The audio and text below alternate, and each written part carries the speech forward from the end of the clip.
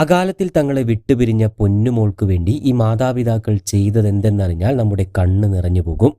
ഇവരുടെ ജീവിതത്തിലെ ഹൃദയസ്പർശിയായ അനുഭവമാണ് ഇന്നിവിടെ പറയാൻ പോകുന്നത്. ഈ ദമ്പതിമാരുടെ ജീവിതം ഒരു ശക്തമായ സന്ദേശം കൂടിയാണ്.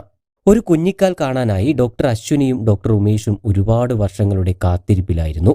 എണ്ണമറ്റ ചികിത്സകളിലൂടെയും പ്രാർത്ഥനകളിലൂടെയും അവരുടെ ജീവിതം കടന്നുപോയിക്കൊണ്ടിരുന്നു. ഏറെക്കുറെ പ്രതീക്ഷകളെല്ലാം കൈവിട്ടിരുന്നു ആ ഒരു ദിവസം വന്നെത്തും വരെ.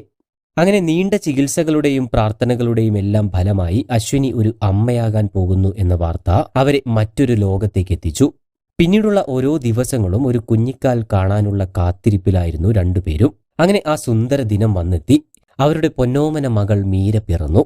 കുഞ്ഞ് ജനിച്ചപ്പോൾ ഡോക്ടർ ഉമേഷും ഡോക്ടർ അശ്വിനിയും എന്തെന്നില്ലാത്ത സന്തോഷത്തിലായിരുന്നു. അവളായിരുന്നു അവരുടെ എല്ലാമെല്ലാം. അവളോടൊപ്പമുള്ള ഓരോ നിമിഷവും അവർക്ക് വളരെ വിലപ്പെട്ടതായിരുന്നു. അവൾക്ക് സാധ്യമായ ഏറ്റവും മികച്ച ജീവിതം നൽകാനും അവൾ വളരുന്നത് കാണാനും അവരെപ്പോലെ അവൾ ഒരു ഡോക്ടറാകുന്നത് കാണാനും അവർ ഒരുപാട് സ്വപ്നങ്ങൾ കണ്ടു. അവരുടെ ലോകം തന്നെ മീരയിലേക്ക് ചുരുങ്ങിയതുപോലെയായിരുന്നു. പക്ഷേ വിധിയുടെ പദ്ധതി മറ്റൊന്നായിരുന്നു. അവരുടെ സർവ്വ സന്തോഷങ്ങളുടെയും ആയുസ് വെറും 3 മാസം മാത്രമായിരുന്നു. അന്നൊരു രാത്രി വിധിയുടെ ക്രൂരമായ പദ്ധതി ആ കുടുംബത്തെ വേട്ടയാടി. ഒരു ചടങ്ങ് കഴിഞ്ഞ് മടങ്ങുമ്പോൾ മദ്യപിച്ചെത്തിയ ഒരു ഡ്രൈവർ അവരുടെ കാറിൽ വന്നിടിച്ചു.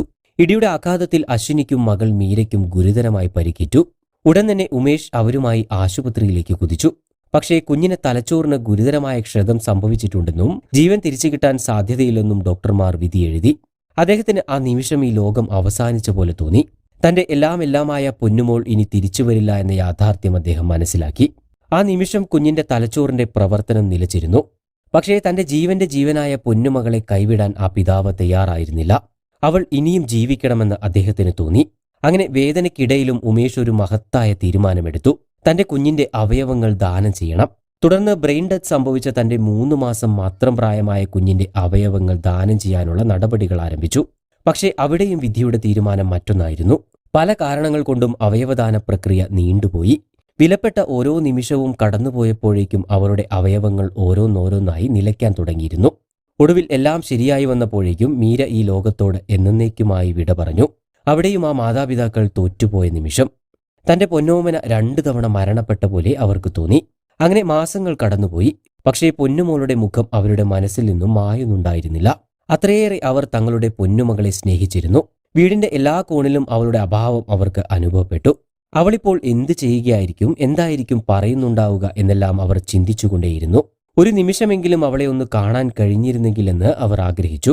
ഒടുവിൽ മീരയുടെ 1-ാം പിറന്നാൾ ദിനത്തിൽ അവൾക്ക് വേണ്ടി അവർ എന്തെങ്കിലും പ്രത്യേകമായി ചെയ്യാൻ വേണ്ടി തീരുമാനിച്ചു. അങ്ങനെ വൈകല്യമുള്ള ഏതെങ്കിലും കുട്ടികളെ സഹായിക്കാമെന്ന തീരുമാനത്തിൽ അവരെത്തി. അതിനായി കുട്ടികൾക്ക് ഹൃദയ ശസ്ത്രക്രിയകൾ നടത്തുന്ന ആശുപത്രികളിൽ അവർ അന്വേഷിച്ചു. അടിയന്തിരമായി ശസ്ത്രക്രിയ ആവശ്യമായ നിർധനരായ 2 കുട്ടികളെ അവർ കണ്ടെത്തി. അവരുടെ കുടുംബങ്ങളുമായി ബന്ധപ്പെടുകയും ശസ്ത്രക്രിയകൾക്കാവശ്യമായ മുഴുവൻ തുകയും നൽകുകയും ചെയ്തു. തങ്ങളുടെ മകൾ മീരയ്ക്ക് ലഭിക്കാതെ പോയ ഒരവസരം ഈ കുട്ടികൾക്ക് ജീവിക്കാൻ നൽകണമെന്ന് അവർ ആഗ്രഹിച്ചു. ആ 2 കുഞ്ഞുങ്ങൾക്കും അവർ പുതുജീവിതമേകി. ഉമേഷിനും അശ്വിനിക്കും 2 പുതിയ പെൺമക്കളെ കിട്ടിയതുപോലെയായിരുന്നു അപ്പോൾ. മീര തങ്ങളിലേക്ക് തിരിച്ചു വന്നതുപോലെ അവർക്ക് തോന്നി. ഇപ്പോഴും അവർ പാവപ്പെട്ട കുഞ്ഞുങ്ങളുടെ ചികിത്സയ്ക്കായുള്ള പണം സ്വരൂപിക്കുന്ന തിരക്കിലാണ്. അവയവദാനമെന്ന മഹത്തായ ലക്ഷ്യത്തിന് കൂടുതൽ അവബോധവും പിന്തുണയും നൽകേണ്ടതിന്റെ ആവശ്യകതയാണ് ഈ ദമ്പതികൾ നമുക്ക് കാണിച്ചു തരുന്നത്. തങ്ങളുടെ വേദനയെ പ്രകാശമാക്കി മാറ്റി മറ്റുള്ളവരുടെ ജീവിതത്തിൽ പ്രതീക്ഷ നൽകുന്ന ഈ ഡോക്ടർ ദമ്പതിമാരുടെ ജീവിതം ലോകത്തിന് ഒരു വലിയ സന്ദേശം തന്നെയാണ്.